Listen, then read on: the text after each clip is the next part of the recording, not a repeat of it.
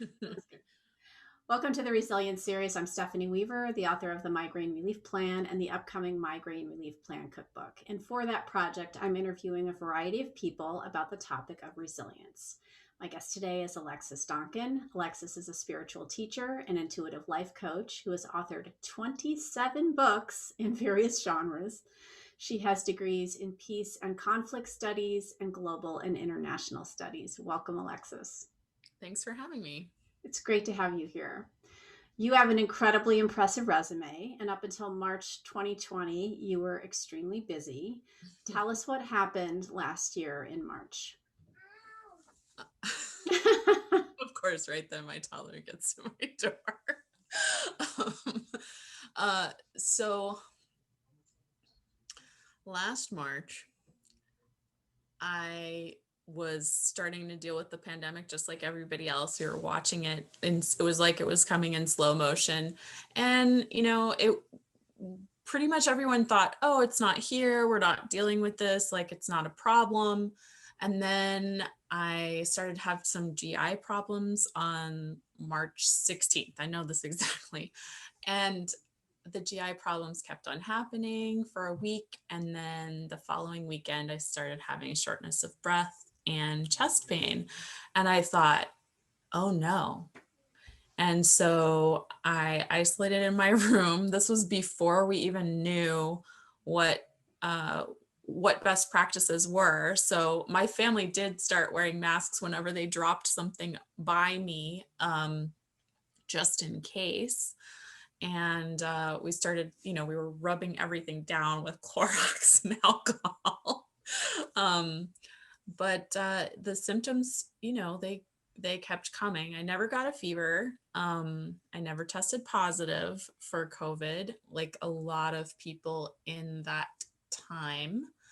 And And I never test. do I'm you think sorry. that's because the testing wasn't uh, ideal at that period in time? I have a couple theories. One is that that might not have been my actual COVID. It might Mm. have been my long haulers that started Oh, then, because we did okay. get sick in January. The Oh, whole okay. household got sick. Um, when I got sick in March, uh, I was the only person really that had anything. My kids had like little sniffles later. And my husband had like a mild thing, but it was like nothing. And Um, have you ever had the antibody test? I did, and that was also negative. Interesting. Okay. Which is another reason why I'm thinking maybe I we actually got sick in January, because it was a 2-week thing. Everyone in the house had different symptoms. The symptoms like looked different, and it really took us at least 2 weeks. Um, but then everybody got better. And so I'm not sure. I mean, there were a lot of different things that were going around at that time. So it's really hard to know. And the Mm-hmm. reality is that we'll never know. Different people produce antibodies at different rates, and some of them, the antibodies are gone really soon after, and then other people have antibodies for months, almost a year later. So it really, it's such an individualized illness in so many different ways. The way that your body reacts during the acute illness, the way that it reacts after recovery, how long you have immunity, all those different things. Um, and so I'm just super lucky. So you think maybe in March might have been your second round with COVID. So tell us what long COVID is. Well, long Or COVID go ahead. technically is any anything that happens symptomatic, any symptoms after the first 2 weeks of acute illness is technically long COVID. Um, but the kind of situation that we would associate with long haulers, that we're talking about in the news, that we're seeing a lot of articles about, that are different specials on news shows, that we're really talking about months and months. I mean, there's some people, I'm in a number of different long hauler groups. There's some people that are sick for a year. I mean, they got this in December or January. They actually tested positive at those times, and they they're still sick. They're still having symptoms. This is kind of expected because the earlier SARS virus that happened a few years ago, there were people who had persistent symptoms for a while. Um, and a lot of those people did spontaneously recover at the 18 to 24 month mark. So that's what crossies we're all hoping for. But there were also people that had persistent symptoms even 4 years later. So it's just, again, it's like super individualized. How does your body deal with this? How do we, and then, how are we supporting the body getting back to normal if that's even possible? Yeah. And so, one of the things that when the scientists and the doctors talked about this being a new illness, Mhm. one of the things that is important about that is they literally do not know because it's a novel coronavirus. We've never seen it before. We've never seen it interact with humans. And so, there's been so many questions about, well, why did they tell us this and then they changed that? It's because they literally were doing the research as people were getting sick, as people were recovering. They were developing the tests, developing the vaccines. And so they've done an incredible job. It's just that when you have a novel illness, you just don't know. And as you said, everyone has a different immune system, has different potential things that were going on with our body before, different ages, different socioeconomic situations, different racial situations, where all of that impacts how people are going to respond, access to care, access to the kind of care that people need. I mean, we've certainly seen, very connected people getting treatments that regular people didn't get. So I think it's really important to have this conversation. So thank you for being here. So how are you? What have been your symptoms like since March? Is it an off and on thing, or you go through periods where you're sick, or what does that look? What Oh, does it look Stephanie. like? I'm glad you can laugh about it. Well, if you don't laugh, you'd cry. So the long hauler plight is fun. Long COVID is fun because it's every morning you wake up and it's like you're spinning a wheel or rolling a dice. You just never know what that day is going to bring. There are some things, some symptoms that have triggers like migraines. Those kinds of symptoms do have specific triggers that you can mitigate against. Um, but there are a lot of symptoms that it just feels like you just wake up and, oh, this is what we're doing today. So some of the symptoms that I've had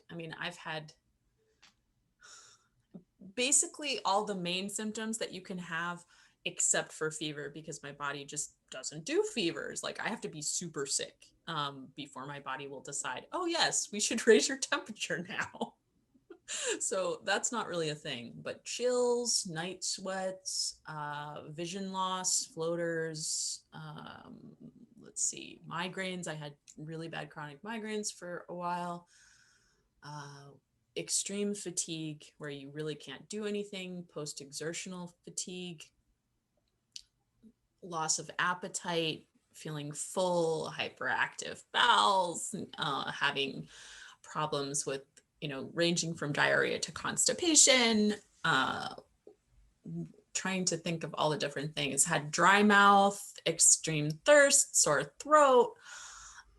It's just everything, tingling, numbness. It feels like all of your systems, dry skin, peeling skin. There's like, And these symptoms come and go, so it's not yes, consistent. Yeah. So every day it's almost like you're spinning a wheel, and the wheel of COVID, and then today's the day, oh, I'm getting this. But then the yeah, next and day you might have sometimes, something else. yeah, and sometimes it's, you're just having one, or someday you feel almost normal. And the danger when you feel almost normal is you might push yourself too hard. And when you push yourself too hard, then you get a crash, which is why a number of the long haulers have been diagnosed with chronic fatigue, ME, is because it has all of those symptoms and we've been doing it for over 4 months. So that's, that's a possibility of how you might experience it. There's also people have POTS, which is where your autonomic nervous system is all jacked. And so basic things like breathing and your heartbeat are all wonky. So when you stand up, you may have a sudden drop or a sudden rise in blood pressure. You may faint. And it's just really uncomfortable. And all of these things can be helped with some, there are some supplements and there are some medications that different long haulers may find relief in. Um, but you have to kind of wander around and figure out what specific medications are going to work for you. And there's no clear tests that you can just point to and say, oh, yes, this is definitely the test that I need to do to prove that this is what's going on with my body.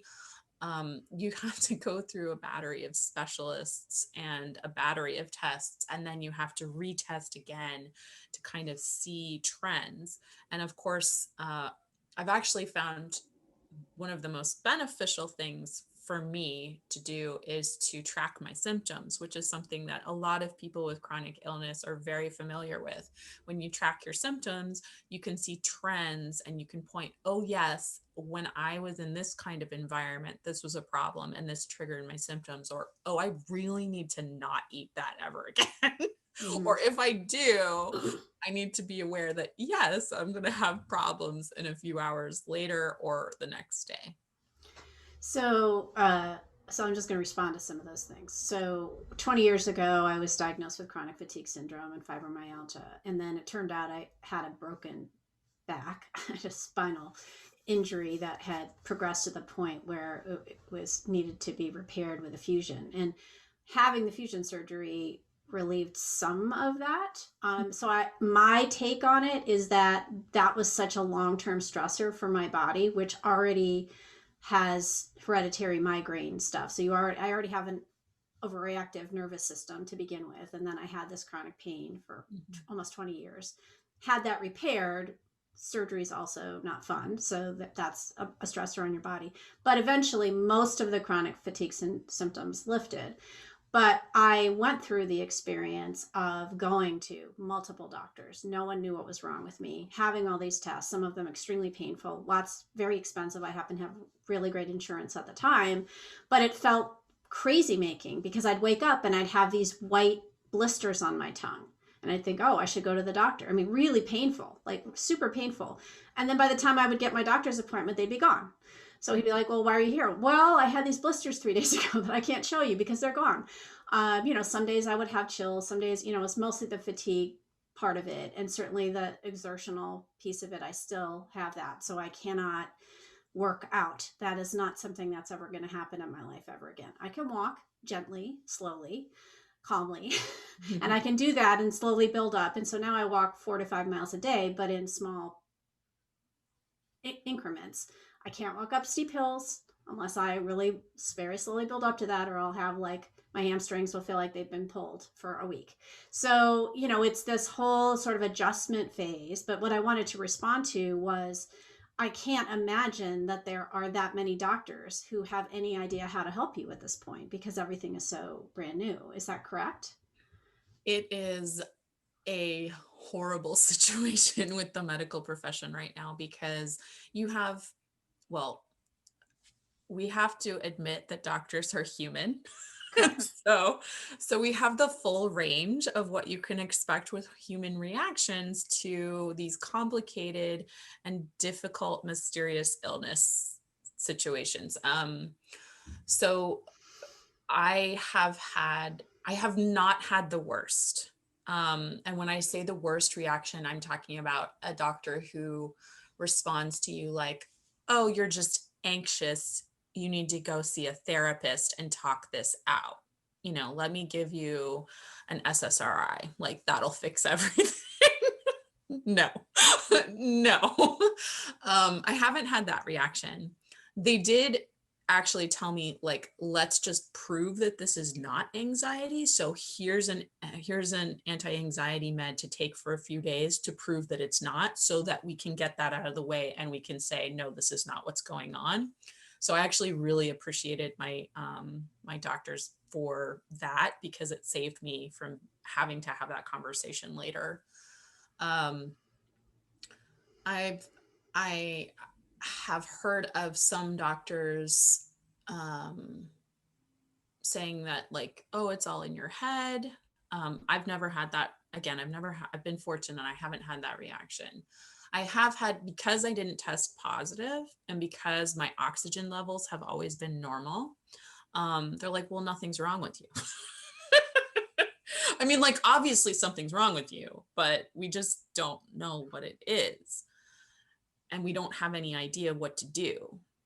And so some people would say, some doctors or specialists would say, well, let's just wait and see. Make sure to get good sleep, eat well. I'm like, and they're like, oh, and track your symptoms. And I'm like, yeah, so let's talk about how I've been doing all of those things. Right. And they're like, oh, well.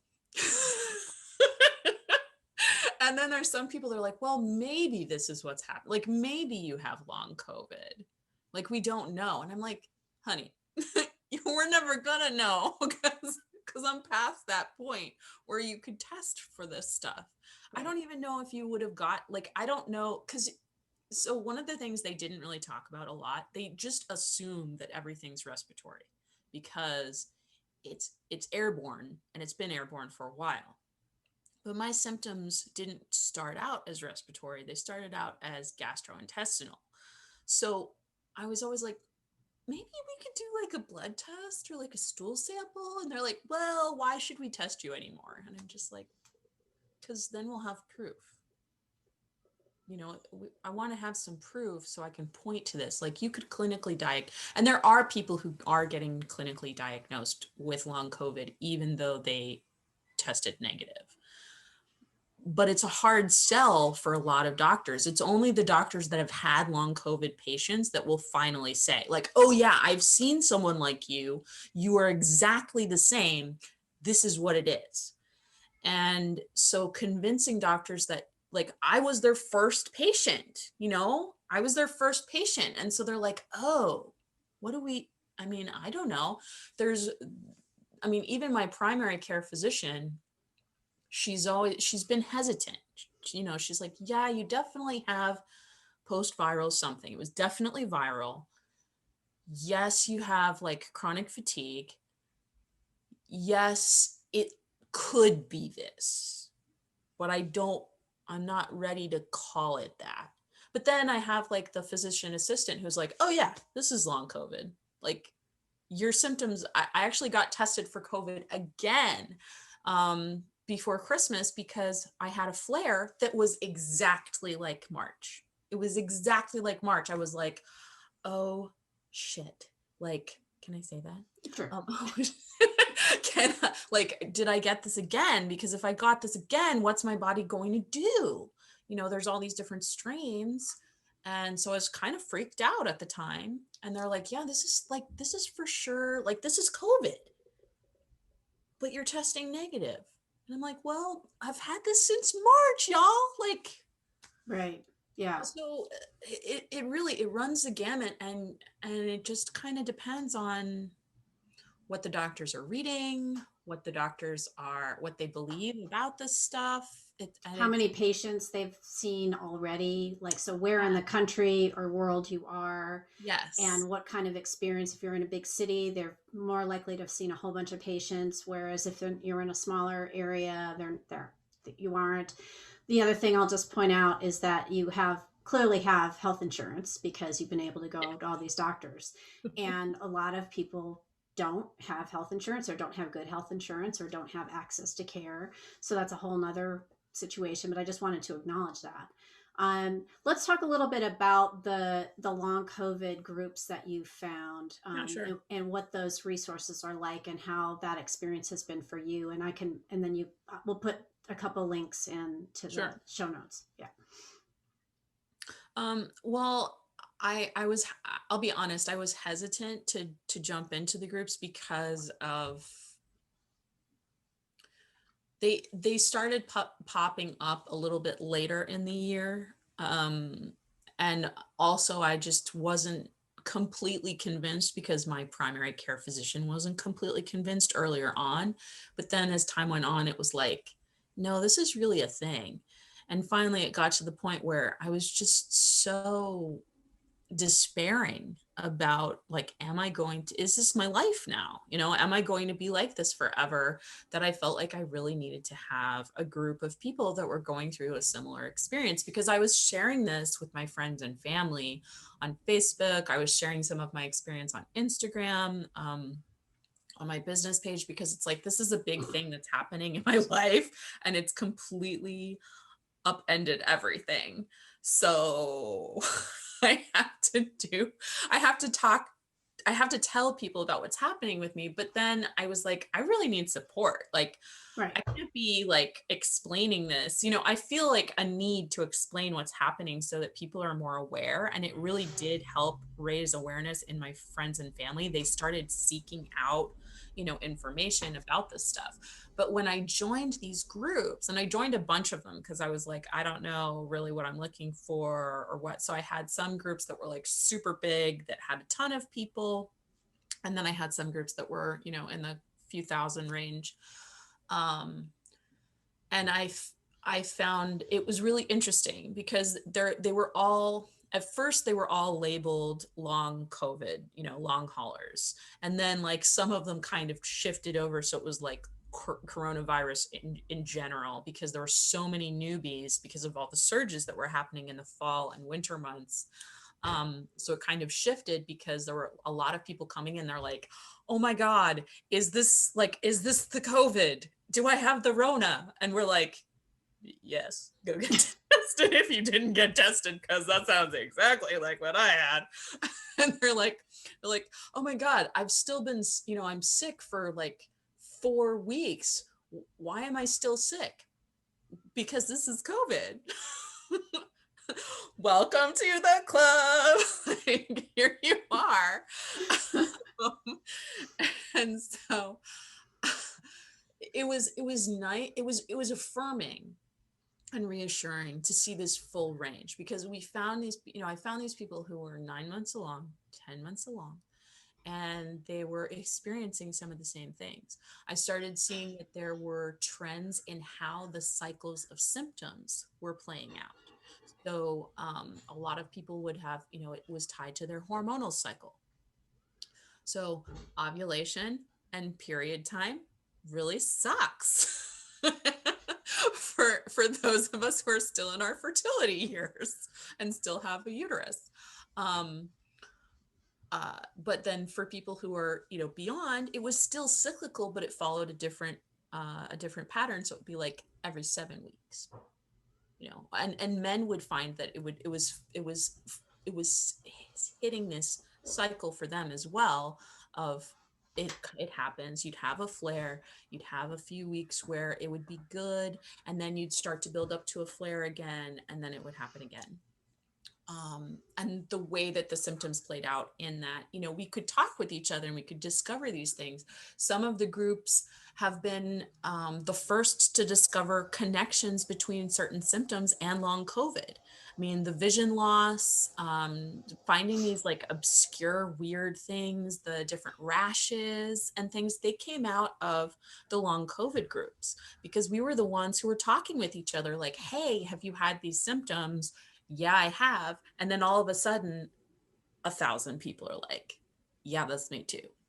And then researchers are coming into these groups and they're talking with us, and doctors are coming into these groups and they're talking with us like, hey, have you, spoken about this? Have you tried allergy medication? Because mast cell activation is another thing. So there were all these different things. And we're like, it's this big kind of crowdsourcing of both support and solutions, which has been really, really helpful. But then there's also a group that I'm part of that is about advocacy and talking like we're talking right now, to raise awareness and to share resources and information, and also do research to help bring awareness to what is happening, and also to get some laws changed so that people who are chronically ill can get the kinds of support that they need, whether it's through health insurance reform, it's through disability reform, it's through access changes, and raising awareness with the medical community and making sure that we're not being discriminated against, all these different things that people who have chronic illness are well aware need to happen. But now we have this amazing opportunity because there's all these people that are being affected. So you have suddenly this huge influx of people that never expected to have chronic illness that do. And then they're like, let's get together and do something about that. So in some ways, it's kind of helped all the mystery illness people to get more airtime and to get more research pumped into this stuff and developing new tests and figuring out new treatments.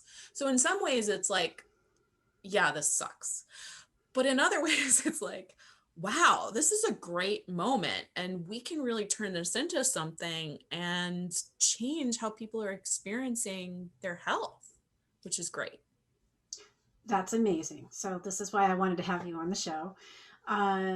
So you've talked a little bit about how this has impacted your life, but in terms of family life, work, kind of what's happened since you got sick. Oh my God. Briefly, just give us kind of the Yeah. lowlights. I'd say probably not the Well, highlights. okay. So I am married and I do have two kids. We are in an intergenerational household. So my parents are here as well, and they have been amazing supports for our family. It's been a real blessing and a privilege that a lot of people do not have. And I totally know that. And I'm grateful for that every single day, literally every day. My kids, when I first got sick, it was awful. They thought that I was dying. I mean, they heard about this illness and this pandemic and they thought that I was dying. I have a 7-year-old and a 2-year-old. And my 2-year-old, she would have, I mean, they were both throwing tantrums every day. And my son was in crisis schooling in kindergarten, and he just was totally disengaged at first because I was isolated for a while until they felt sure that I couldn't give anybody anything. And then they're like, yeah, let's have you come out of isolation. And so when that happened, it was like, we could breathe again, both literally and figuratively. and and so that made a really big difference in my kids' mental health. And of course my husband was also, he's been, riding the emotional psychological wave too, going from being super anxious and like, what am I going to do if she dies, to also like, what am I going to do if she's permanently disabled, to like, maybe she'll get better. Maybe this will be over sometime. So it's been really hard, it stresses out your relationships. It causes a lot of extra burdens on everyone. My diet has had to change multiple times. And so that's like, my food is different, and each of my kids, they're little kids, so they have different food. And so that it adds more stresses. And like, okay, talking as a family, like what happens if mommy gets sick again?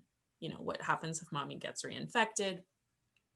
How are we going to move on? So that's been hard, but also I think we've become a lot closer. We've become better at communicating with one another and more open and vulnerable with one another. And I think that that's been a really transformative and positive thing despite everything. I I mean, work, I had kind of taken time off of writing and coaching and all of that stuff when my daughter was born, and I was just getting ready to like jump back in a little bit. and then I got sick. so, so I didn't have uh, a lot of things going on at that point. So that made it kind of easy. And of course, because I was at home and doing stuff, I didn't have to deal with all of those things. My husband's work is essential. So fortunately, he was able to um, continue bringing income. So we didn't suffer like a lot of people did. And again, I recognize that that is a huge privilege, and I'm super grateful for all of those things. But it is hard. I mean, anytime someone's chronically ill, it's hard. And it's hard not just for the person who's ill, but for their whole community. My friends, they're like, we want to help you. And I'm like, you can't. Like, I don't have any way that you can help me because we're in a pandemic and I literally don't want you to touch anyone. Right. Like, don't come here. Yeah, so that's the thing that I was thinking was when you're talking about you've had to change your diet, the grocery store is very difficult. It has been difficult since March, right? So it's not like the things that people did in the past, like do a meal train, drop off food, do all these things, come visit, bring you stuff. All of that is different with COVID, and so that adds the stressors for sure. How would you have described resilience before COVID, and has your definition changed? I I would say that resilience is something that's central to who I am. Um, I have gone through a lot of crazy stuff over the years, and I find that I find that destruction and creation are intrinsically linked. And destruction is painful. It's hard. Transformation is painful because it involves destruction, but we often need destruction in order to create something new. We need destruction. We need to let go of things in order to create something new. So, the moments in my life that I have had the most difficulty up until this point have also been the moments that I have found the wildest inspired creation. And those are the moments when I've become more myself. I've built more armor. I've gained more skills. I dived deeper into who I am and what I want and who I will become.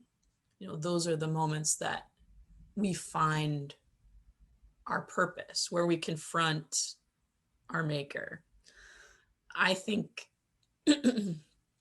this time in particular was a kind of super reckoning Hmm. for me, where I was able to put the pieces together of all of the things that had happened before, and connect them and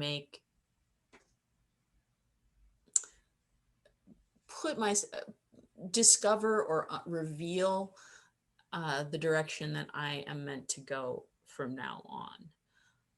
I've I do find that when we that transformation, destruction, and rebirth is a cycle, and it happens in a cycle, and so resilience is tied to a cycle.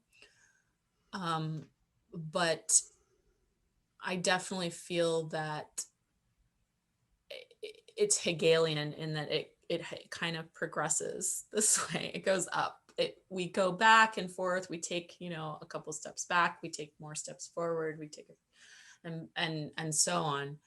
Um, but this time really feels like it's kind of coalescing around a specific direction. So in that way, it's different, but also the same. My last question is for let's just focus on this week, like or next week. What are some self-care resilient strategies that you personally employ and find most helpful? Okay.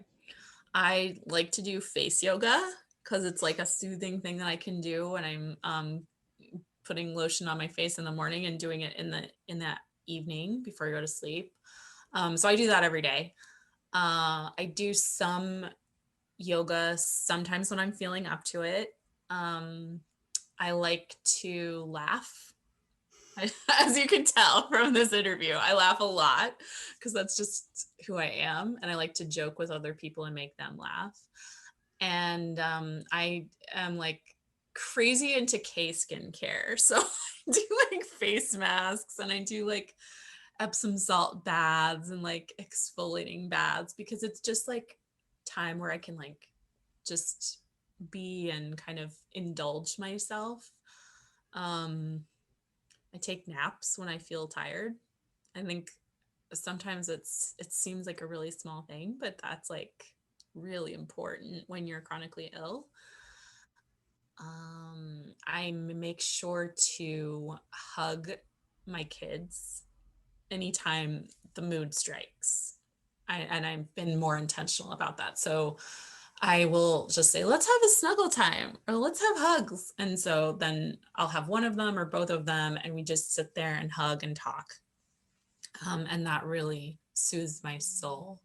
I also find that reading to my kids, because I'm able to do that now. Excuse me. So we're going through Percy Jackson right now. So we've the Lightning Thief. So we're reading through that, and reading that has been a real joy and delight. And I also decided that I'm doing bullet journaling. I'm doing, because I couldn't find a planner or a book that worked for what I wanted with my illness. So I decided, okay, I'm going to keep it simple. I'm only going to do as much as I feel good about. But already I just doodling. It's just so nice. It's just so nice. I can just draw, or I can like work on a list or something, and it's just really soothing. So those are like little things that you can do, that I do every day or every other day or whatever. Um, and I just find that the more of those kinds of things that I keep in my life, the better able I am to cope with the really hard stuff. That was a beautiful answer. Alexis, thank you for being here today and sharing your story. Please check out her website, alexisdonkin.com, to learn more about her work, and search her name on Amazon to see the wide variety of her books.